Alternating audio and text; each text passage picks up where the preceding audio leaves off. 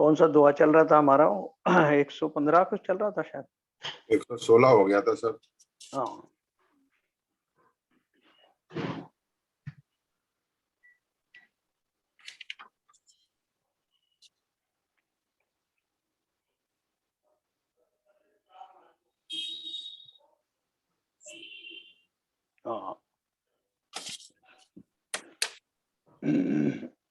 116 से मैं पढ़ता हूँ। जम शिव दंसणि परम सुहु, पावहि झाणु करंतु, तम सुभुवनि भी अत्तिणवी, मेलवी देव अनंतु। आगे शिव शब्द से कहे गए, थोड़ा ऊपर कर लीजिए। शिव शब्द से कहे गए निज शुद्ध आत्मा के ध्यान करने पर जो सुख होता है, उस सुख को 3 दोहा सूत्रों में वर्णन करते हैं। जो ध्यान करता हुआ निज शुद्ध आत्मा के अवलोकन में अत्यंत सुख हे प्रभाकर तू पा सकता है, वह सुख 3 लोक में भी परमात्मा द्रव्य के सिवाय नहीं है ना। इसका अपन ने पहले भी पढ़ा था। भावार्थ बहुत सिंपल है। शिव नाम कल्याण का है, जिसो कल्याण रूप ज्ञान स्वभाव निज शुद्धात्मा जानो। उसका जो दर्शन अर्थात अनुभव, उसमें सुख होता है, वह सुख परमात्मा को छोड़ 3 लोक में नहीं है। वह सुख क्या है?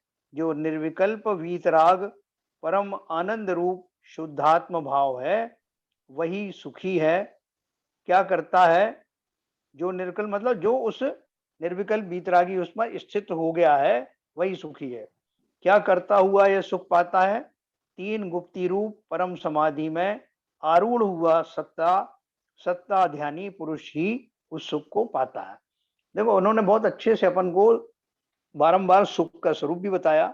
हम तो अभी सुख का स्वरूप भी नहीं जानते ना कि सुख कैसा होता होगा। वो हम तो जो पंचेंद्रिय के विषयों वाले जो सुख हैं, उन्हीं से ही खाली परिचित हैं, और हमको ये भी नहीं मालूम कि वो कैसे प्राप्त होता है। तो यहाँ जिनदेव ने जो योगेंद्र देव के माध्यम से जो हम सुन रहे हैं, उसमें हमको 3 चीजें मालूम पड़ेंगी। एक तो ये कि सुख जिसे पाना है वो मैं स्वयं ही हूँ। सुख जिसे सुखी होना है वो मैं हूँ। और सुखी वही होता है जिसने इस बात को मान लिया है, पहचान लिया है कि सुख मुझ में ही है। और तीसरी बात यह है कि उसके लिए वो जो सुखी होने की जो दशा है, वो उसी को प्रकट होती है जो निर्विकल्प वीतराग निर्विकल्प समाधि में स्थित होता है। अर्थात जिसने ऐसी आत्मा का चिंतन करना शुरू कर दिया है, ऐसी आत्मा मतलब आत्मा की ऐसी अवस्था का चिंतन करना शुरू कर दिया है जो किंचित भी राग द्वेष से युक्त नहीं है, जो हर तरह से पवित्र है, शुद्ध है और हमेशा उसी दशा में रहने वाली है। उस स्वरूप का, उस शुद्ध स्वरूप वाली आत्मा का की दशा का चिंतन करने की योग्यता जिसमें प्रकट हुई है, वही जीव उस सुख का वेदन कर सकता है। उसकी योग्यता, एलिजिबिलिटी बताइए। तो 3 बातें हमें बताई कि मैं ही वह आत्मा हूं जिसे सुखी होना है, मैं ही वो आत्मा हूं जिसमें सुख गुण भरा हुआ है। मुझे उस सुख गुण की प्राप्ति के लिए जो पर्याय है, आत्मा की शुद्ध पर्याय का अवलोकन करना है। और अवलोकन भी कैसा करना है? स्थिर होकर करना है। तो ये जब ये तीनों चीजें, चारों चीजें एक साथ मिल जाती हैं, मुझे इस बात का विश्वास हो जाता है कि मैं ही तो आत्मा हूं और मुझे ही सुखी होना है। और सुख नाम का जो गुण है मेरे अंदर ही भरा हुआ है, और वो उसका मुझे जो दीदार है, अवलोकन है, उसका अनुभवन है, वो इसलिए नहीं होता है कि मैं वर्तमान में राग द्वेष से न केवल भरा हुआ हूं, बल्कि अपने चिंतन में भी ऐसा ही मानता हूं कि मैं राग आदि से युक्त हूं। तो जब तक मैं, मान लो मैंने 2 स्टेप मान ली कि मैं आत्मा हूं, ये भी मान लिया कि सुखी मुझे होना है, ये भी मान लिया कि वो सुख मेरे अंदर ही गुण है, 3 चीज मान ली। लेकिन अब वो मानने के बाद में अगर मैं इसमें उलझ गया कि मैं तो भैया अभी अशुद्ध दशा में हूँ, मुझे वो आत्मा का अवलोकन कैसे होगा, अनुभव कैसे होगा, तो यहाँ आकर के मेरा वो रुक जाएगा। तो आगे भी मुझे मानना है कि वर्तमान में भले ही मैं राग आदि से युक्त हूँ, लेकिन मैं उस आत्मा का अनुभवन अवश्य कर सकता हूँ, जिस दशा को मुझे अल्टीमेटली प्राप्त करना है। उस आत्मा का चिंतन कैसा है, आत्मा उसका अपन ने जगह जगह दोहों में यही पढ़ा और ग्रंथों में ये पढ़ा कि मेरा वो शुद्ध आत्मा का स्वरूप क्या है, कैसे वो गुणों से युक्त है, कैसे गुण भरे हुए हैं उसके अंदर में, वो सदा काल वैसे ही रहने वाला है, वो कभी मरता नहीं है, ये राग आदि से ऊपर ऊपर के हैं, अंदर से नहीं है, कोई भी कर्म आदि अंदर प्रविष्ट नहीं होता है, और वो असंख्यात प्रदेशी है। ये सारी चीजें अपन ने पढ़ी ना, तो भी अपने को सब कुछ तो बता दिया। सुख किसे प्राप्त करना है, मुझे करना है। मैं कौन हूँ, आत्मा हूँ। सुख गुण कहाँ से आएगा, मेरे अंदर ही है। क्या करके प्राप्त किया जाएगा, अपने स्वभाव रूपी पर्याय का चिंतन करने से, अनुभवन करने से। उसका स्वभाव कैसा है तो बता दिया, उसमें क्या क्या गुण होते हैं, कैसे वो चैतन्य आदि गुण से भरा हुआ है, अनंत चतुष्टय आदि रूप का धराधारी है, केवल ज्ञान रूपी पर्याय भी उसके अंदर है। ये सारा कुछ मैंने उसके स्वरूप को भी जान लिया। अब मुझे करना क्या है, मुझे बस खाली इतना करना है कि भले ही वर्तमान में इस पर्याय में मैं अभी रागादि से युक्त हूँ, ओ तब भी मैं उसके अनुभव करने से रुक नहीं सकता।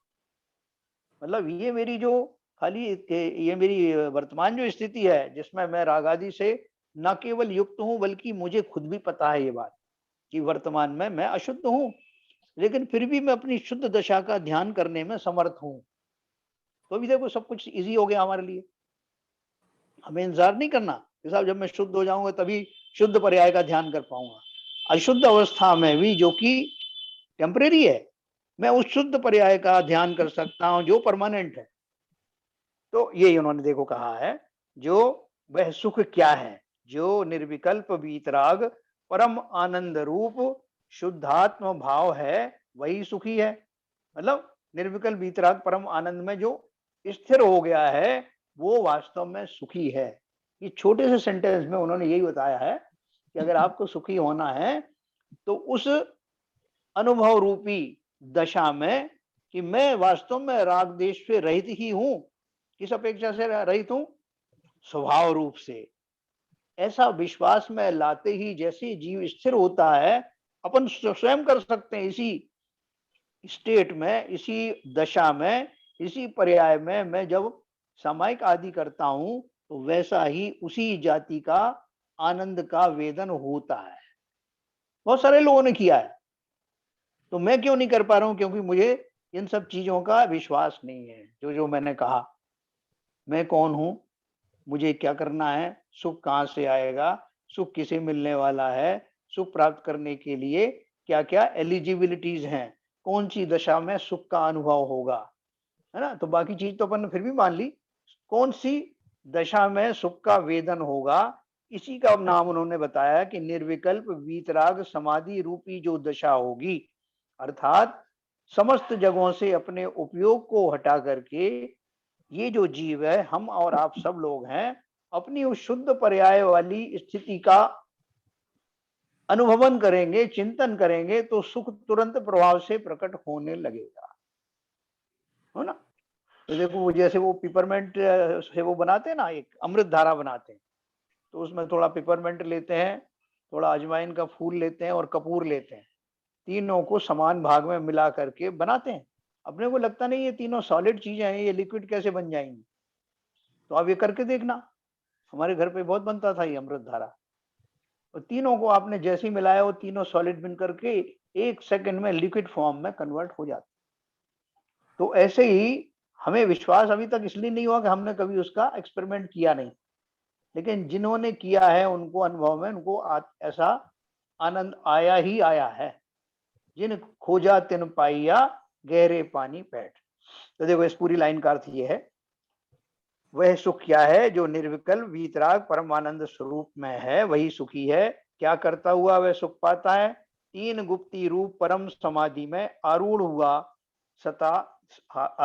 संता ध्यानी पुरुष ही उस सुख को पाता है। तीन गुप्ती रूप कौन से हैं, मन गुप्ती, वचन गुप्ती, काय गुप्ती। इनकी परम समाधि का अर्थ क्या है, ऐसा अर्थ में जब मुनिराज जो तीन गुप्तियों का पालन करते हैं, जब अपनी ऊंची भूमिका में रहते हैं, तो जब वो ध्यानस्थ अवस्था में होते हैं तो उनकी ऐसी दशा हो जाती है, जैसे आप देखो ना, कोई आदमी एक किसी दृश्य को देख रहा हो और एकटक देख रहा हो, पूरा अपना उपयोग लगा के देख रहा हो, तो वो हिलता डुलता भी नहीं है, एकदम कंसंट्रेशन के साथ उसको देखता रहता है, बिल्कुल जैसे प्रतिमावत हो जाता है। तो वो उस दशा में वो पूर्णतः तन्मय होने के कारण उसकी सारी हलचल मन की, काया की और वचन की, तीनों की रुक जाती है।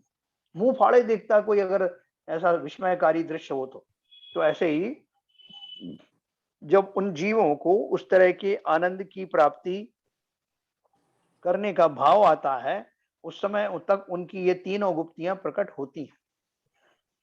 अर्थात उनका जो उपयोग है, उनको इतना ज्यादा उसके अंदर में तन्मय कर देता है आत्मा में, कि ना तो मन के कोई विकल्प चलते हैं, ना वचन के कुछ विकल्प चलते हैं, और ना ही काया के विकल्प चलते हैं।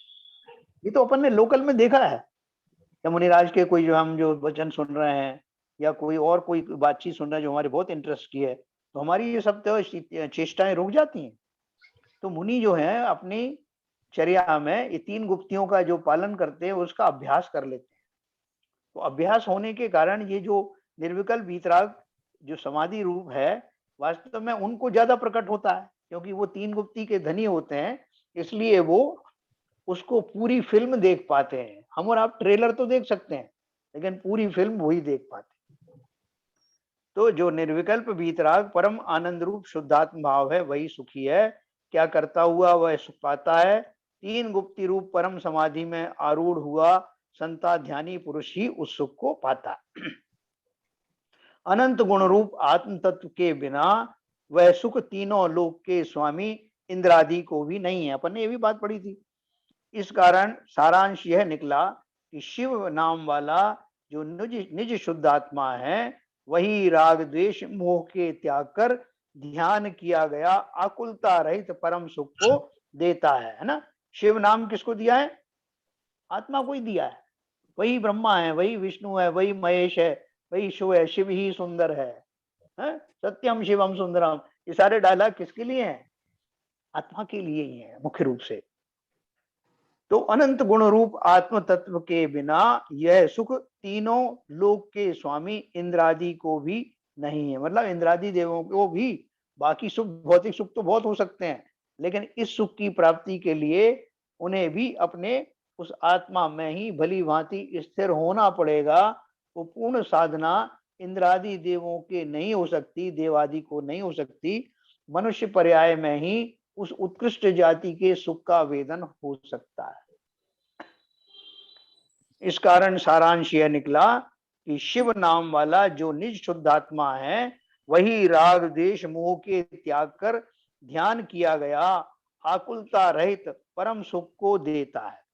संसारी जीवों के जो इंद्रिय जनित सुख है, वह तो आकुलता रूप है, और आत्मिक अतीन्द्रिय सुख आकुलता रहित है। सो सुख ध्यान से ही मिलता है, दूसरा कोई शिव या ब्रह्मा या विष्णु नाम का देने वाला, पुरुष देने वाला नहीं है। आत्मा ही का नाम शिव है, विष्णु है, ब्रह्मा है। देखो इसमें एक और बात उन्होंने लिखी ना, कि जो हमारा जो इंद्रिय जनित सुख है वो आकुलता रूप है। आकुलता रूप क्यों है? कि आप देखो, अगर जैसे हमें भोजन करने की इच्छा होती जिस काल में, पहले तो भूख लगती हो, क्षुधा से व्याकुल हो जाते हैं, फिर उसके बाद में उनको जो भोजन करने बैठते हैं तो तरह तरह के ख्याल आते हैं कि इसमें ये रस की कमी है, वो रस और हो जाए तो अच्छा है, ये मिल जाए तो और अच्छा है। तब भोजन वोजन से निवृत्ति हुई, और बीच में संगीत भी सुनने की इच्छा है, अच्छी सुगंध की भी आपको जो है वो अभिलाषा है। वो सब एक विषयांतर होते रहते हैं, वो सब आकुलता ही है। उसके अलावा भोजन समाप्त हो गया तो थोड़ी देर बाद नींद आने लगी, फिर सोने की इच्छा हुई, सो के उठे तो फिर चाय नाश्ते की इच्छा हुई, फिर उससे निपट गए तो फिर थोड़ा सा शुगर वगैरह ना बढ़ जाए तो दवाई खाने लग गए। ऐसे निरंतर उन जितने भी जो वेदन है पंचेंद्रियों के, उनमें कुछ ना कुछ आकुलता अवश्य ही छुपी हुई है, और विषय बदलते रहते हैं, तब भी वो परमानेंटली वो इच्छाएं समाप्त नहीं होती। तो इसलिए ये अपन सब भी इस बात से परिचित हैं। अगला ऊपर करेंगे 117 नंबर का।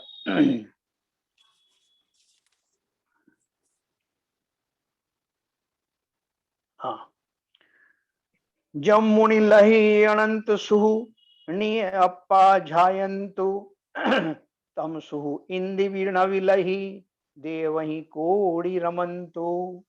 117 नंबर पढ़ेंगे। आगे कहते हैं कि जो सुख आत्मा को ध्यावने से महामुनि पाते हैं वह सुख इंद्रादि देवों को दुर्लभ है।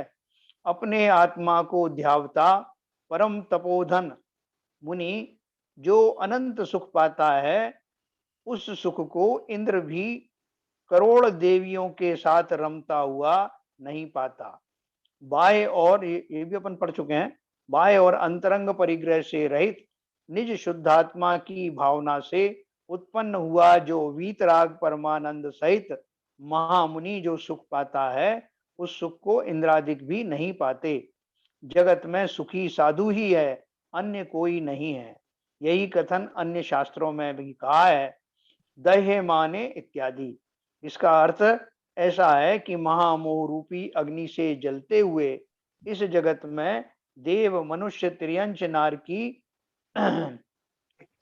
सभी दुखी हैं और जिनके तप ही धन है तथा सब विषयों का संबंध जिन्होंने छोड़ दिया है ऐसे साधु मुनि ही इस जगत में सुखी हैं।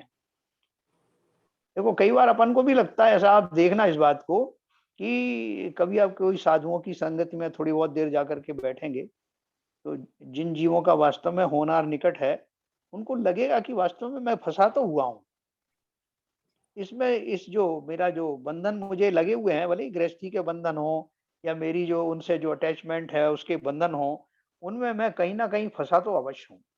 और वो आप देखो मजे की बात कि किसी ने फिजिकली मुझे नहीं बांधा है, मैं स्वयं ही अपने पूर्व कर्मों के कारण उन पर्यायों में या उन परिवारों में उत्पन्न हुआ और सबसे मैंने अपने नाते रिश्ते उसी तरह से जोड़ लिए।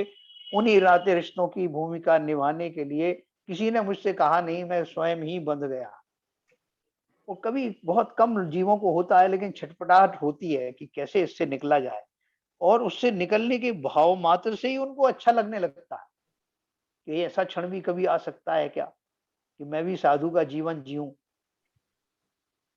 ऐसा भाव सब जीवों को आता है और वो क्यों आता है कि पूर्व संस्कार हैं वो हिलोरे मारते हैं और हम सबको वो क्षण अवश्य ही आएंगे। हमने ही उन क्षणों को रोका हुआ था क्योंकि हमें उस जाति के भाव बनते नहीं। हम तो खाली इसलिए बैठे हुए थे कि जो थोड़ा बहुत है बैठने से, स्वाध्याय करने से, भक्ति भाव आदि से जो पुण्य वुण्य बंधेगा उससे बहुत सारी हमारी लौकिक सुविधाएं हमारी जो है वो प्राप्त हो जाएंगी। ये हमारे मन में कहीं ना कहीं भरा रहता है, इसलिए उस जाति का सुख या वैसा रोमांच हमको कभी साधुओं की संगत में भी होता नहीं। मैंने आपको एक और बताया था कि सर्वार्थ सिद्धि के जो देव हैं, जैसे जैसे ऊपर का जो है स्वर्ग बढ़ते जाते हैं वैसे वैसे सुखों की क्वालिटी और क्वांटिटी बढ़ती जाती है। और अब क्वालिटी और क्वांटिटी को अपन कैसे डिफाइन करते हैं? अपन तो ऐसे ही करते हैं साहब कि जिसको जो बहुत अच्छे भोजन मिले वो ज्यादा सुखी है, जिसको राजा के जो है वो भोजन मिले वो अच्छे सुखी है, चक्रवर्ती के मिले उससे भी ज्यादा सुखी है, देवलोक के मिले उससे भी ज्यादा सुखी है। तो यहाँ क्वांटिटी और क्वालिटी भोगों की नहीं हो रही है, जो जो यहाँ हो रही है सुख की। सुख जो है कौन सुखी कौन है? ज्यो ज्यो स्वर्गों की श्रृंखला में ऊपर जाते जाते हैं त्यों त्यों आप देखोगे कि उनके भोगों की संख्या में कमी आ जाती है। नीचे के देवों में तो वो देवांगनाएं आदमी आदि का जो है वो फिर भी जो है वो चलन पाया जाता है। ऊपर ऊपर के जो देव हैं या इंद्र आदि हैं उनमें जो देवांगनाओं का भी उनका संयोग नहीं दिया जाता क्योंकि जरूरत नहीं। इससे ही ये सिद्ध होता है कि वो ज्यों ज्यों आप ऊपर के स्वर्गों में जाते हो वहां वो सुख की क्वालिटी में वो सारी चीजें विड्रॉ हो जाती हैं और फिर भी उनका सुख का परिमाण और बढ़ जाता है। जैसे ये सर्वार्थ सिद्धि में मैंने आपको बताया, विशेष रूप से एक पैराग्राफ मैंने लिख के रखा है नोट्स घर पे, आपको बताऊंगा किसी ग्रंथ में से। उन्होंने लिखा है कि सर्वार्थ सिद्धि में किसी तरह की देवांगनाओं आदमी का आदि का तो दूर दूर तक प्रोविजन नहीं है। तो बोले फिर वो सुखी कैसे हैं? उन्होंने बोला कि इससे ही सब पता लगता है कि ये तो नीची जाति के ही सुख हैं। सुख क्या है? सुखावास है। क्योंकि ऊपर की जाति वाले अहमेंद्र, इनके लिए तो ये बहुत छोटी बात थी, बहुत खोटी बात थी जो नीचे ही छूट गई। जैसे आप देखो ना, बहुत से गरीब में जो छोटी जाति के लोग होते हैं, कोई ड्रिंक करता है, कोई अफीम खाता है, कोई ये करता है, फिर उससे ऊपर के लोग होते हैं वो थोड़े और रिफाइन हो जाते हैं। रिफाइन हो जाते हैं तो वो दारू वारू छोड़ देते हैं, फिर छोटा मोटा कुछ वो लौंग इलायची सुपारी खाने लगते हैं, फिर उसके बाद उसको भी छोड़ देते हैं। कोई अपने ये योगा वगैरह कर रहे हैं, कोई उनको उसमें आनंद आने लगता है।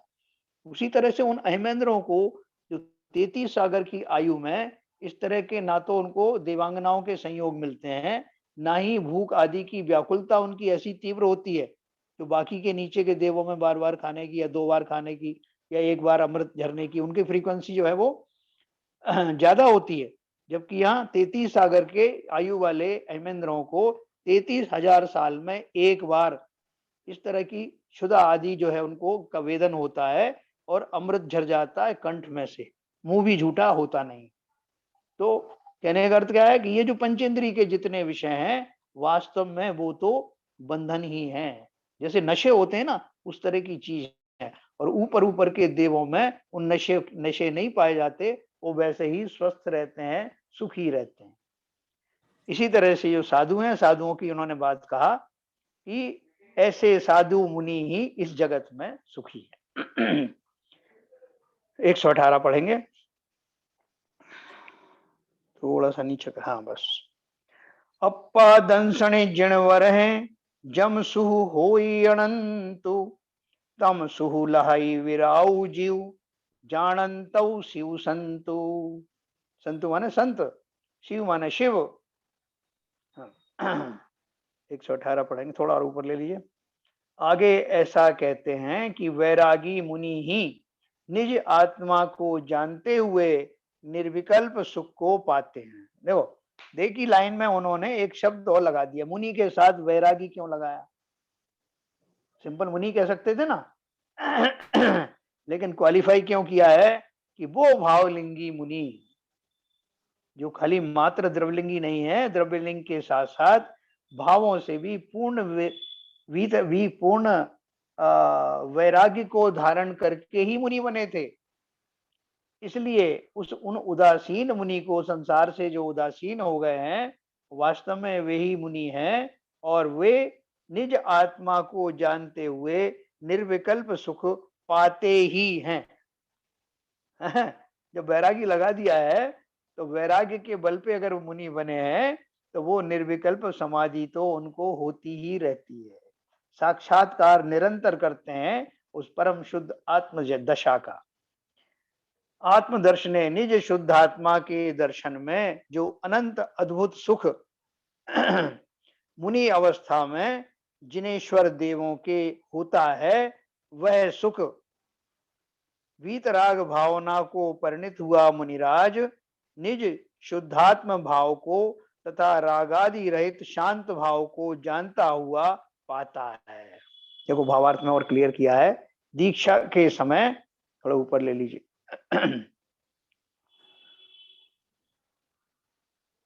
तीर्थंकर देव निज शुद्ध आत्मा को अनुभवते हुए जो निर्विकल्प सुख पाते हैं, वही सुख रागादि रहित निर्विकल्प समाधि में लीन विरक्त मुनि पाते हैं। किससे कंपेयर किया उन्होंने? तीर्थंकर देव से कंपेयर किया। क्यों कंपेयर किया? क्योंकि अपन तीर्थंकर देव हमारे आराध्य, हम लोग किसी तरह का कोई किसी को संशय नहीं होता तीर्थंकर देव के बारे में, वो हमारे एक स्टैंडर्ड आदर्श हैं। तो वो कहते हैं कि जैसा अनुभव निशुद्ध आत्मा का करते हुए उन्हें ऐसा सुख मिलता है, वैसा ही जो बिना पोस्ट वाले मुनि हैं, लेकिन कैसे हैं वो भी वीतरागी या वैराग्यवान मुनि हैं, भावलिंगी संत हैं, उनको भी उसी जाति का वैसा ही सुख प्राप्त होता है, क्योंकि वो भी तीर्थंकरों की तरह ही निर्विकल्प समाधि में लीन हो जाते हैं, विरक्त रहते हैं, इसलिए उसी जाति का सुख का वेदन करते हैं। 119 पढ़ेंगे। जो ये नियमणि निम्मलये पर दी सही शिव संतु, अंबरी निम्मली घन रही, भानु जी जेम फुरंतु। ये हमारा 119। आगे, काम क्रोध आदि के त्यागने से शिव शब्द से कहा गया परमात्मा दिख जाता है, ऐसा अभिप्राय मन में रखकर यह गाथा सूत्र कहते हैं। देखो क्या बोला, वो जो हमने मेरी भावना में पढ़ा था, जिसने राग द्वेष काम आदिक जीते सब जग जान लिया। यहाँ उन्होंने वही कहा। आगे, काम क्रोध आदि के त्यागने से शिव शब्द से कहा गया परमात्मा दिखने लगता है, ऐसा अभिप्राय मन में रखकर यह गाथा सूत्र कहते हैं। हे योगी, हाँ, किसको कह रहे हैं वो हे योगी? जो भी इस मार्ग पर चल पड़े हैं। हाँ? वैसे तो उनसे वो भट्ट साहब ने पूछा था ना, उसका जो आंसर दे रहे हैं रंजन देव भट्ट, लेकिन ये हम सब पर भी लागू है, क्योंकि एक ना एक दिन हम भी वैसे ही योगी बनने वाले हैं। हे योगी, निर्मल अपने मन में निज परमात्मा रागादि रहित नियम से दिखता है, जैसे घन रहिते निर्मले बादल रहित निर्मल आकाश में सूर्य के समान भासमान है। जैसे मेघमाला के आडंबर से सूर्य नहीं भासता दिखता, और मेघ के आडंबर के दूर होने पर निर्मल आकाश में सूर्य स्पष्ट दिखता है, उसी तरह शुद्ध आत्मा की अनुभूति के शत्रु जो काम क्रोध आदि विकल्प रूप मेघ हैं, उनके नाश होने पर निर्मल मन रूपी आकाश में केवल ज्ञान आदि अनंत गुण रूप किरणों कर सहित निज शुद्धात्म रूपी सूर्य प्रकाश करता है। बोलते देखो, कंपेयर किया किससे? सूरज से। कि जैसे सूरज होता है, जब सूरज उगा है, पूरे बादलों के पीछे रहने वाला वो जो सूर्य है, वो तो अपने पूर्ण वैभव के साथ में ही खिला हुआ है, सूर्य उगा हुआ है, उसका सारा जितना भी उसके अंदर में पराक्रम है उसके साथ प्रकट हुआ है, लेकिन बादलों के कारण से उनकी किरणें ये धरातल पर नहीं दिखाई दे रही। तो बोल रहे हैं उसी तरह से, और जैसे ही वो बादल हट जाएंगे तो तब हमें मालूम पड़ेगा, ओ सूरज तो इतनी तेजी से चमक रहा था, 12 बज गए, हम तो लग रहा था कि अभी सवेरा ही हुआ है।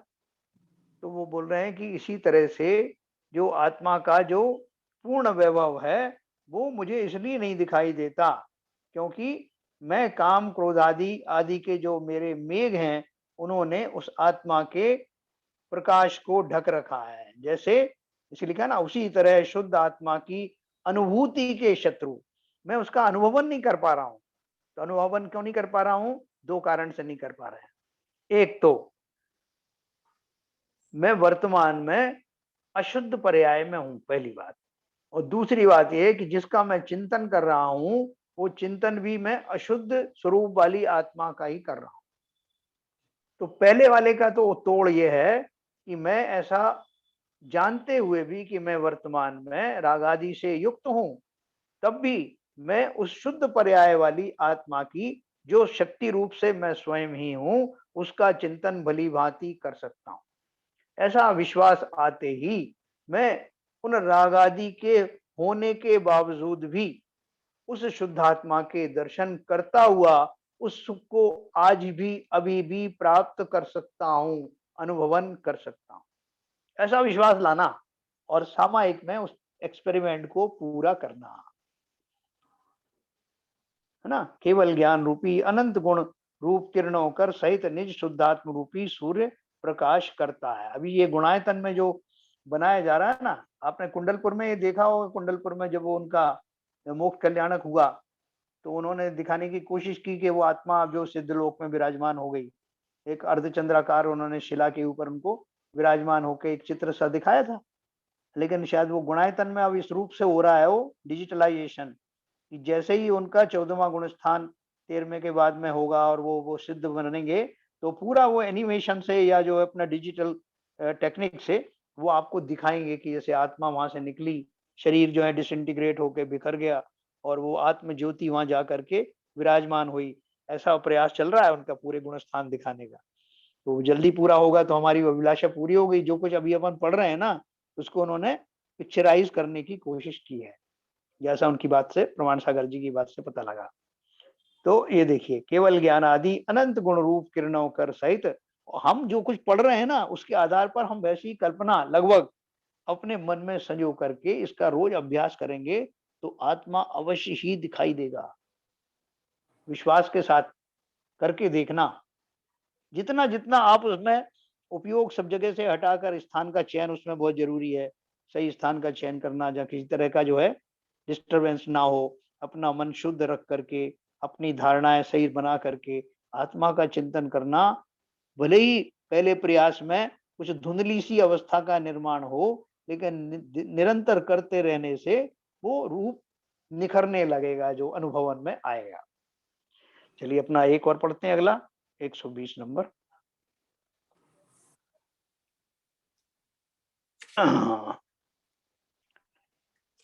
राय रंगिए ही बड़े देव न दीसई संतु, दप्पणि मैलय बिंबुजिम ए हई जानी निवंतु।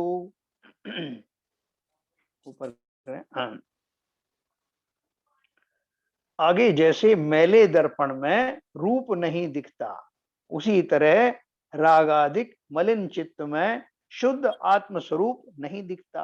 ये बहुत अच्छा उदाहरण है। यानी दर्पण तो है कहने के लिए, लेकिन उसके ऊपर में कुछ जमा हुआ है, तो वो मलिन हो रहा है, तो आपको अपना चेहरा दिखाई नहीं देगा। कहने को तो दर्पण है। ऐसा कहते हैं। रागीन रंजिते, मतलब राग कर रंजिते, राग की का उसके ऊपर में लेप है। ऐसे मन में ऊपर करिए थोड़ा। शांत है देव, रागादि रहित आत्मदेव नहीं दिखता। जैसे कि मैले दर्पण में मुख नहीं भासता, यह बात हे प्रभाकर भट्ट तू संदेह रहित जान। ऐसा श्री योगेंद्राचार्य ने उपदेश दिया है कि जैसे सहस्त्र किरणों से शोभित सूर्य आकाश में प्रत्यक्ष दिखता है, लेकिन मेघ समूह होकर ढका हुआ नहीं दिखता, उसी तरह केवल ज्ञान आदि अनंत गुण रूप किरणों कर लोक अलोक का प्रकाशने वाला भी इस देह के बीच में शक्ति रूप से विद्यमान निज शुद्धात्म तत्व, शुद्धात्म रूप सूर्य काम क्रोध आदि राग द्वेष भावों स्वरूप विकल्प जाल रूप मेघों से ढका हुआ नहीं दिखता। इसका मैं आपको थोड़ा सा बताता हूं कि मैंने अभी तो आपसे थोड़ी देर पहले कहा था कि भले ही आप जो है रागादि से ग्रसित भी हो, लेकिन तब भी आप जो है उस शुद्ध आत्मा का अनुभवन कर सकते हो। लेकिन यहाँ उन्होंने इस दोहे में क्या कहा कि मुझे वो क्यों नहीं दिखाई दे रहा है, क्योंकि जैसे स्वच्छ दर्पण के ऊपर में किसी तरह की मैल लग जाए, मलिन हो जाए, तो चेहरा दिखाई नहीं देता। उसी तरह से मैं अपने रागादि परिणामों से भरा होने के कारण उस आत्मा के स्वरूप का अनुभवन नहीं कर पाता। तो फिर मेरी पहली बात जो गलत हो गई, जब मैं नहीं कर पाता हूं तो फिर हम क्या क्या करें। देखो, अगर हम यही मान लें सर्वथा कि मैं चूंकि मलिनता से भरा हुआ हूं इसलिए उस आत्मा का दर्शन नहीं कर सकता, तो वो मलिनता तो जाएगी नहीं ना। वो कैसे जाएगी?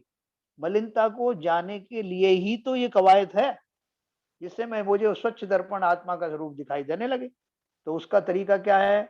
जैसे अपन को थोड़ा सा देखना, बहुत बड़ा दर्पण है, तो अपन उसमें क्या करते हैं कि थोड़े से हिस्से में हाथ घुमा देते हैं जरा, जितने में हमारा चेहरा दिखाई देता है। हाथ घुमाने से हमको, भले ही वो उतना शुद्ध स्वच्छ ना हो, तब भी हमें कुछ कुछ अपना चेहरा दिखाई देने लगता है। उसी तरह से वर्तमान पर्याय में भले ही मेरे राग आदि भरे हुए हैं, मोह आदि भी भरा हुआ है, लेकिन उतने काल में इस बात की चिंता किए बिना अपने रागादि परिणामों को वहां से समेट करके उपयोग में उन क्षणों में लेकर के मत आना। सत्ता में मौजूद है, लेकिन उतने क्षणों के लिए अपन उनको इग्नोर करना है।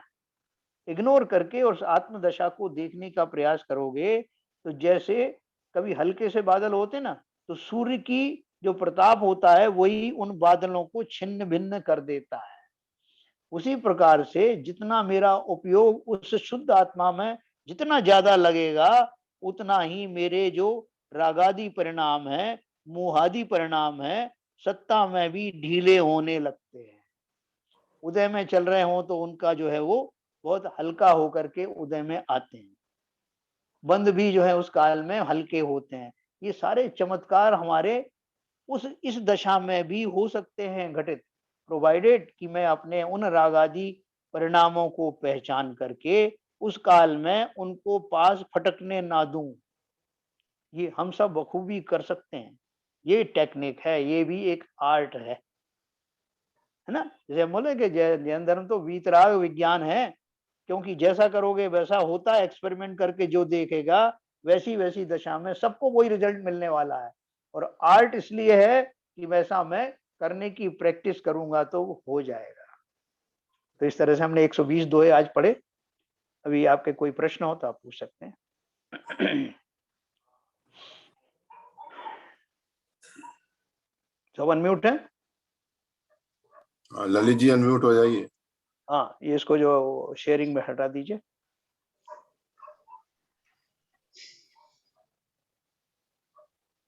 आज तो बहुत सिंपल था साहब। ये अपन ने पढ़ा भी था पहले। हाँ, ये पढ़ा था, मतलब वो वैसे भी पढ़ते समय मूल जो लिखा हुआ है वो सिंपल था, आपने उसको और विवेचन करके हाँ, सही लगा। उनके शब्द ही बिल्कुल सेल्फ एक्सप्लेनेटरी थे पूरे।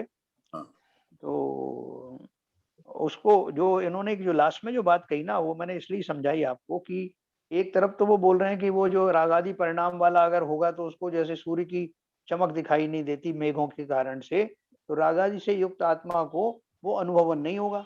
लेकिन अभी सम्यक दर्शन जिनको होना है वो तो रागों से भरे पड़े हैं ना, मिथ्या दृष्टि है, मोह आदि रखा हुआ है। तो अगर अपन इस लॉजिक को लगाएंगे तो फिर हम कभी अनुभव कर ही नहीं पाएंगे, नहीं कर प्रयास पाएंगे तो। प्रयास प्रयास कर सकते हैं ना।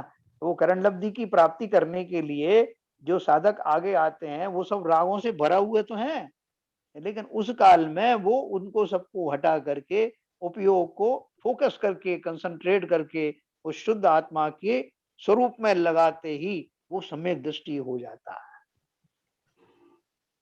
है ना। तो इसलिए हमें कहीं घबराने की जरूरत नहीं है।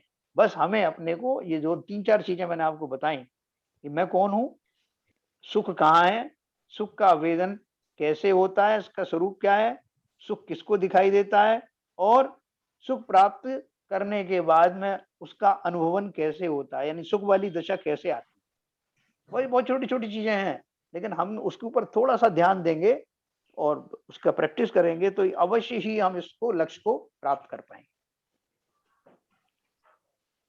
तो कल आप लोगों ने क्या चर्चा की थी? चर्चा तो पहले यही हुई थी, अपने सैलेन जी ने शुरू किया था कि मंदिर में अपन किस भाव से दर्शन करते हैं, हाँ कौन से भाव होते हैं, तो उसके ऊपर ही विवेचन होता रहा, सबने अपने विचार रखे। हाँ, तो काफी देर चला वो। मंदिर के दर्शन किया, बराबर है। नौ देवता के बारे में बात हुई आपकी और ये हुआ। के बाद में विश्लेषण हुआ, हाँ, काफी उससे स्पष्टता आई। Okay okay. तो बाबूजी आपको ये जो अपन ने आज पढ़ा उसके बारे में आपका क्या कहना है? अपन अपन को अनुभव हो सकता है कि नहीं हो सकता? भाई इसमें तो आज के में तो साफ साफ कह रहे हैं कि आत्मा स्वयं करती है सब काम। बादल हाँ गिरे हैं तो दुनिया भर के सब गिरे हैं, अगर हाँ। आपका फोकस है तो हम्म वो सब बादल अपने आप छट जाएंगे। आपको हम्म। प्रयास करने की जरूरत नहीं, आपको तो केवल फोकस करना है। फोकस करना है, बराबर। वो फोकस करना ही तो जरा मुश्किल काम है। वही प्रक्रिया। सही कहा आपने, बिल्कुल सही कहा। फोकस करना ही बहुत मुश्किल है। हाँ, और फोकस उस तो जब होगा जब आपने बताया ना, हाँ जैसे कि वो जो 5 जो लब्धियां होती हैं, जी। देशना लब्धि और प्रयोग लब्धि, और वो लब्धियों से हाँ, जब आगे चाविषम बढ़ेंगे, लब्धि। हाँ। हाँ, तो उन लब्धियों से आगे बढ़ेंगे। आपको जैसे देशना लब्धि है, जब आप जो रात दिन जो कर रहे हो ये प्रयास, ये सब हमारे लिए सब देशना बन सकती है, और ये देशना बन के हमको समय दर्शन की तरफ ले जाएगी, हाँ, ऐसा हम समझते हैं। देखो सम्यक दर्शन शब्द सुनते ही या निर्विकल्प समाधि शब्द सुनते ही जैसे मुंह में पानी आ जाता ना, कोई मिठाई का नाम सुनते ही जैसे मुंह में पानी आता ना, ऐसा रोमांच अगर जो है जो इस मार्ग पर चलने वालों को आने लगे तो समझ लो कि हमारी दशा बहुत तेजी से सुधर रही दूर नहीं है वो स्वामी। अब वो हमारा लक्ष्य दूर नहीं है। आनंद तो आता है साहब, लेकिन क्षणिक होता है। अरे सुनते बहुत बड़ी सुनते बात कुछ है, ऐसा महसूस होता है कि यस, वो भी बहुत बड़ी बात है आरपी जैन साहब। अगर जो है सम्यक दृष्टि जैसे चतुर्थ गुण स्थान वाला है, उसको भी एक बार होने के बाद में फिर काफी देर के काफी दिनों के बाद में वो उसका जो अनुभव होता है फिर से बार बार फ्रीक्वेंटली नहीं होता। होता है। बूंद बूंद से ही घड़ा भरता है आरपी जैन साहब। हाँ, लेकिन उस जाति का सुख हम जरूर पहचानेंगे। 1 घंटे के स्वाध्याय में हाँ, डिफरेंट है, नॉर्मल अपने सुख से डिफरेंट है। जो हाँ, इंद्रिय सुख की बात करते हैं उससे कुछ डिफरेंट है। काफी उसका डिफरेंट है, बिल्कुल डिफरेंट है। हमको मालूम नहीं हम चलते चलते कितनी दूर आ गए हैं। ये सही एक्चुअल बात में है। एक मैंने ना प्रणम्य सागर महाराज का भी ऐसी सामायिक पे ही पढ़ा था। मतलब जी। उन्होंने ऐसे बताया था कि सामायिक के समय हमें क्या चिंतन करना चाहिए। तो हाँ। उन्होंने एक बात बताई थी कि हम लोग क्या सोचते हैं कि संसार में सुख है या संसार शुभ है। हाँ, तो वो बोल रहे थे हमेशा ये चिंतन करें कि जो हम संसार में रह रहे हैं वो अशुभ है। अशुभ चिंतन करेंगे तो फिर शुभ की ओर जाएंगे कि फिर कहाँ जाना है हमें। हाँ, तो उन्होंने कहा कि जब भी आप जो चिंतन करें उसमें ये ध्यान रखें कि संसार और मोक्ष में क्या अंतर है। हाँ, इस चीज का डिफरेंस का जब आप चिंतन करेंगे तो आपको बहुत अपनी स्थिति पता चलेगी कि मैं कहाँ हूँ और मुझे कहाँ जाना है। हम लोग बिल्कुल, संसार में ही बिल्कुल। सुख मानते हैं, अशुभ मानते ही नहीं है। हम तो बोलते हैं नहीं ऐसा अशुभ बोले भी क्यों हाँ, इसमें ही आनंद ले रहे हैं। अरे आपसे कोई कह दे कि साहब वो फला फला जो है वो मर गए हैं, तो अपन को वो शब्द भी अच्छा नहीं लगता। अरे आप कैसे बोल रहे हो आप कि आप अपन अपने बारे में बोले कि भैया कभी मैं मर जाऊं तो मैं इसलिए मैंने वसीयत लिख दी है, तो आपके घर वाले आपका मुंह पकड़ लेंगे। अरे अरे शुभ शुभ बोलो कैसी भाई। बात कर अभी उनको मालूम नहीं कि अपन निर्भय हो गए मरने के नाम से, है ना। तो घर वाले तो इसलिए बोलते हैं कि नहीं ये तो ऐसी बात कर रहे हैं, मतलब ये अशुभ बात है। कौन जैसा जीव है जो नहीं मरता हो। लेकिन हमारी जो बोलचाल की जो भाषा है इसका अर्थ क्या है कि हम संसार से जाना नहीं चाहते और ना अपने स्वजनों को जाने देना चाहते। एक्चुअली जैसे नाम आप ही नहीं। कहें, जब हाँ। मृत्यु की बात आती है, अरे शुभ शुभ बोलो। जो मतलब नहीं, वो आज मैंने भी एक बात सर ग्रहण की। जैसे मैं ध्यान लगाती कि मैं शुद्ध आत्मा हूँ, मैं शुद्ध आत्मा हूँ, मुझे झुरझुर सी आने लगती है। ऐसा क्या? हाँ, झुरझुरी आने लगती। हाँ, हाँ बस बिल्कुल यही चीज। लगातार ऐसे ही बोलते रहो मैं शुद्ध आत्मा हूँ, वहीं ध्यान जाता है आत्मा। शुद्ध आत्मा हाँ हूँ, मैं शुद्ध आत्मा हूँ, तो थोड़ी झुरझुर सी एकदम से आने लगती है। बिल्कुल आती है। इसी को तो भावना योग कहते हैं ना, वो कराते हैं ना प्रमाण सागर जी और प्रणम्य सागर जी दोनों कराते हैं। हाँ, जीव के भावना। प्रदेशों में कंपन होने लगता है ना। हाँ, पूरे शरीर हाँ, में रोमांच एकदम होने से लगता है। मतलब ऐसा होने लगता है, खिंचाव सा होने लगता है कि सब मतलब वो हो रहा है अपने को। मतलब न केवल वाणी से बोलना है बल्कि बोलते समय उस आत्मा का जो भी स्वरूप आपने समझ रखा है, ध्यान करना है, हाँ ध्यान। उसका ध्यान करना। ये वो आत्मा मेरी ऐसी है। वो एक सेंटेंस आता है ना, जब जब होती आत्मबुद्धि कर्म थर थर कांपते। हाँ हाँ हाँ हाँ हाँ हाँ। तो शुद्धोहम शुद्धोहम सोहम, बहुत मतलब वो लगता है कि वाकई में खिंचाव सा और झुरझुरी सी आती है। कर्म थर थर कांपते का उसका अर्थ क्या है? वास्तव में कर्म कांपते हैं क्या? क्या? कांपेंगे तभी गिरेंगे। नहीं, वो कांपने का अर्थ क्या है कि मतलब उनके बंधन ढीले होने लगते हैं, अर्थात उनकी जो स्थिति आदि संक्रमण अपन ने पढ़ा ना, तो संक्रमण आदि के द्वारा वो कर्मों की जो स्थिति है, अनुभाग है, उनमें निरंतर कमी आने लगती हाँ, बॉन्डिंग कम होने लगती है। है। हाँ, उस अपेक्षा से कहा वो, क्योंकि उनमें कोई ना तो चेतना है उनके अंदर में और ना ही वो जो है उसमें कोई ऐसा उनको ज्ञान है कि मैं कहाँ जाना है हमको, और अब ये पढ़ रहे हैं तो अब मैं हम कांपने लग जाएं, क्योंकि वो तो अजड़ वो जड़ स्वरूप ही है, पुद्गल है ना। तो उस अपेक्षा से उनका ऐसे कई तरह के अपन अलंकार और उपमा का प्रयोग करते हैं। अब जैसे वैसे जो सुख की बात कर रहे हैं हम लोग, अब जैसे जी। जो सुबह पूजा करते हैं, एक मिनट लभी, हाँ, जब पूजा करते हैं मंदिर में, जैसे मामा जी हैं, बाबू जी हैं, इनको सुख का अनुभव नहीं है, तब क्यों नहीं जाते? जब ही जाते हैं ना जब सुख का अनुभव है, 2 घंटे 3 घंटे कैसा भागते हैं पता नहीं लगता है। ठीक, हाँ तो वहाँ अनुभव हो रहा है। आप किसी ऐसे किसी आदमी को जो ऐसे इसी उम्र के आदमियों को, वो घर से 8 बजे से पहले नहीं उठते हैं बहुत से लोग, हाँ और ये उठ के 4 बजे 5 बजे उठ के तैयार होकर पहुंच जाते हैं। तो ये सुख का आभास तो है ही है ना इसमें। नहीं देखो शैलन जी, इसमें दो बातें हैं। मैं आपकी बात से पार्टली सहमत हूँ कि वो जो कमिटमेंट है, वो कौन सा ड्राइविंग फोर्स है जो लोगों को मंदिर की ओर खींच ले जाती है, और उस सबको ड्राइविंग फोर्स क्यों नहीं आता। इसके दो उसका वो है स्पष्टीकरण है। एक तो क्या कि बाबूजी और मामा जी तो बरसों से कर रहे हैं, तो इनको ये भी पता है कि वहां जाने से जो भक्ति भाव आदि होते हैं और ऐसे भाव होने से अच्छा लगता है। उसके अलावा बहुत से ऐसे लोग हैं, वो भी ऐसी ड्राइविंग फोर्स वाले होंगे, लेकिन उन्होंने ना तो कोई स्वाध्याय किया, ना शास्त्र पढ़े। उनको ये मालूम है कि ऐसा करने से जो पुण्य बंद होता है, उससे संसारिक सुख भी मिलते हैं। तो ये दोनों धारणा वाले आपको ऐसे ही भागते हुए नजर आएंगे। उनमें से एक की भावना दूसरी है, लेकिन एक्टिविटी दोनों की एक जैसी आपको दिखाई देगी। तो कल यही डिस्कशन हो रहा था हमारा। कल हाँ जो मेरा क्वेश्चन था, मेरा क्वेश्चन ये था कि एक आदमी एक दर्शन करने जाता है हाँ और बार बार मूर्ति को निहार के बड़ा खुश होता है, देखो कितनी विशाल अच्छी मूर्ति है, कितने अति सुंदर है, ये कितने भगवान है, जिन देव है, ऐसा करके दर्शन करता है। हाँ और वो बार बार घूम के उधर जाता है। एक आदमी हाँ है जो एक ही मंदिर में दर्शन जाने के बाद में दूसरे में जाने से कहता है, अरे कर तो लिए, भगवान के दर्शन तो कर ही आए ना, सब हाँ जगह एक जैसे हैं। तो हाँ, दोनों की भावनाओं में क्या फर्क है? तो वही बात वही है। कल डिस्कशन हुआ था काफी उसी पे। हाँ तो काफी संतोषजनक परिणाम तो आ गया था वैसे कल, सब लोग एक चीज पे सहमत थे। लेकिन ये जो आप अभी बात हुई, वही वाली बात हो गई कि भावना, जो कैसी भावना है उसके हिसाब से ही फर्क पड़ेगा। देखो एक चीज मैं आपको और कहूँ, वो अभी चूंकि बाई चांस मेरी बात हुई अभी, अपन ने अभी जिनवाणी स्तुति की नहीं है, उसके बीच में भी जितने लोग आए थे पार्टिसिपेंट, उसमें से 3-4 चले गए। तो वो क्यों चले गए? क्योंकि क्या है, उनको लगता है कि जितने लड्डू एक साथ खा सकें उतना अच्छा है। वो कोई दूसरी जो है अपनी क्लासेस वगैरह में वो चले जाते हैं। तो क्या है कि यहाँ से जाने की उनको आकुलता लगी रहती है कि यहाँ से जल्दी निकल के दूसरी जगह जाए, तो ना यहाँ का आनंद ले पाते हैं, ना वो वहां का ले पाते हैं। तो इसलिए ऐसी दशा, जो अभी आपने कहा ना कि एक मूर्ति के दर्शन अगर किसी ने बहुत भाव से किए हैं, तो उसको वहीं बैठ जाता है, वहीं जाप दर्शन करने लगता है। और दूसरा जो है, वो जब तक पूरा रूटीन नहीं कर लेता, तब तक उसको लगता है कि कोटा पूरा हुआ नहीं।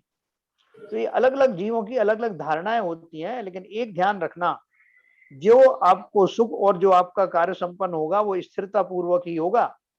भले एक वेदी के दर्शन आपने बहुत प्रेम से किए, बाकी की वेदी के नहीं भी कर पाए, दूसरे दिन कर लिए, और आपको वही भाव आया, वही आपने सामायिक वगैरह शुरू कर दिया, आपने सब कुछ किया, पूजन आदि किया, तो कोई हर्ज नहीं है उसमें।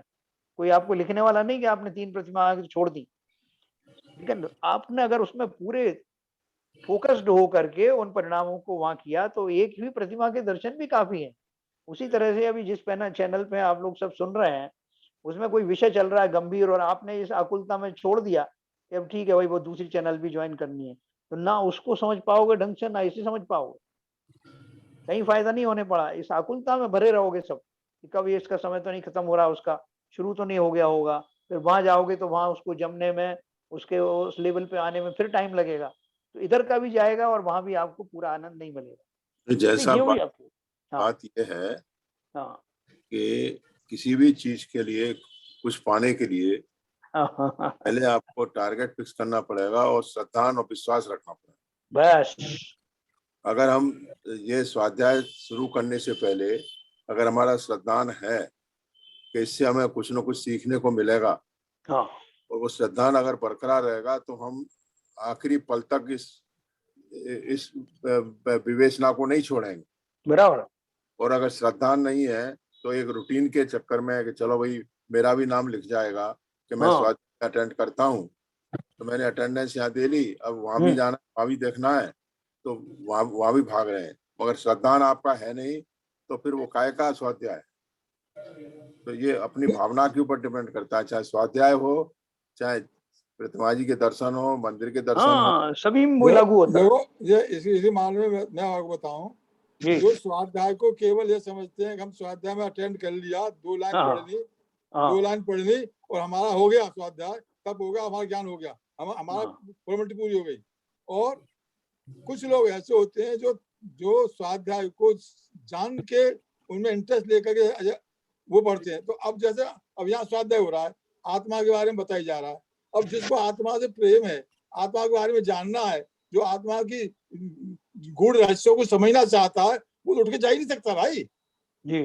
वो जा ही नहीं सकता। और जिसको केवल फॉर्मेलिटी करनी है, तो न तो उसे यहाँ मिलना है न वहां मिलना है, उसे मिलना नहीं, कहीं तो मिलना नहीं है, वहां भी उसे नहीं मिलना, क्यों? वो फॉर्मेलिटी वहां भी कर रहा है। बिल्कुल बिल्कुल बिल्कुल। वो तो वही दैट इज फॉर्मेलिटी। वो न तो यहाँ समझना चाहता है न वहां समझना चाहता है। संसार में ऐसे ही जीव बड़बड़ा रहे हैं, चारों तरफ घूम रहे हैं, इधर जा रहे हैं उधर जा रहे हैं, हाय मुझे यहाँ से मिल जाए, यहाँ से मिल जाए, यहाँ से मिल जाए। अरे कहीं रुको तो सही भाई, किसी स्टेशन पे रुको, चाहे मंदिर में रुको, चाहे स्वाध्याय में रुको, समझो हम कहाँ हैं, हम कहाँ से आए, क्यों आए, हमने क्यों जन्म लिया है। हमारे इन चीजों को गूढ़ता पूर्वक से समझेंगे तो आपका जाने का भाव ही नहीं बनेगा, आप रम जाएंगे उसमें। बिल्कुल सही कहा आपने। मेरा विचार तो मेरे विचार से तो स्थिरता जैसा आपने कहा बहुत जरूरी है। अगर हम चंचली बने रहेंगे तो जो अभी तक भी चंचल ही रहे, इस कारण ही तो नहीं कुछ हो पाया। और सबसे बड़ा हमारा स्वाध्याय का जो अंतिम भाग जो है, मैं समझता हूँ जो चर्चा वाला जो पोर्शन है वो सबसे ज्यादा इंटरेस्टिंग भी है और वो हमारे लिए ज्यादा कार्यकारी भी है। अरे जैन साहब, ये तो आपने समय पूरा होने से पहले जाने की बात कही है। वो लोग बीच में रुमाल रख के चले जाते हैं, क्या स्वाध्याय है उनका? नहीं, वो मैंने आज जानने की कोशिश की किसी से कि भाई एक तो लोगों की संख्या कम हो गई और दूसरे लोग जिनवाणी स्तुति से पहले ही चले जाते हैं, 5 मिनट पहले निकलना शुरू कर देते हैं। तो किसी ने बताया कि वो कोई एक दो क्लासेस और चलती हैं इसी आसपास, तो आधी छोड़ एक को धावे ऐसा चलता रहता है। आदि मेले में पूरी पाव है। हाँ, सो एनीवे, अब जो अपनी अपनी समझ है जैसा भी है, अपना अपना कोशिश अपन कर रहे हैं कि सब लोग बोलते नहीं साहब वो बेसिक समझने गए, तो अपन तो बेसिक भी समझाते हैं ना, यहाँ बेसिक में कहाँ दूर है अपन बेसिक। अब इंटरेस्ट की बात है, किसी को आप मान नहीं सकते। ललित जी। चलिए, हाँ ललित जी जाइए, जिनवाणी स्तुति करेंगे।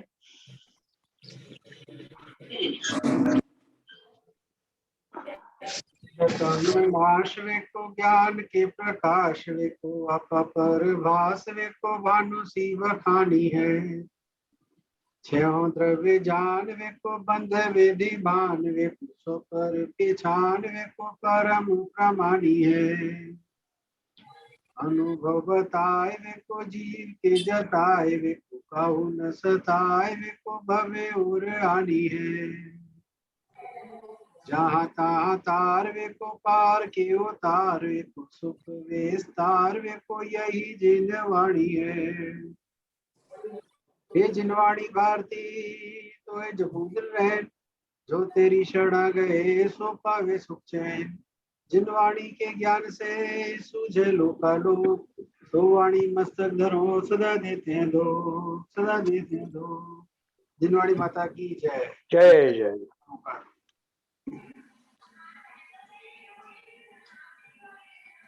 Thank you.